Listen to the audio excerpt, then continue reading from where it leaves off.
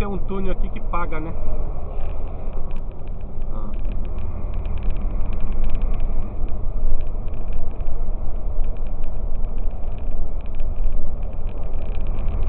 Tanto nessa rota aqui 263 como na 385. Ele falou que compensa vir por aqui, que é mais rápido, né? É, ué, ó, já tá dando 19 km pra mim chegar lá na onde eu vai.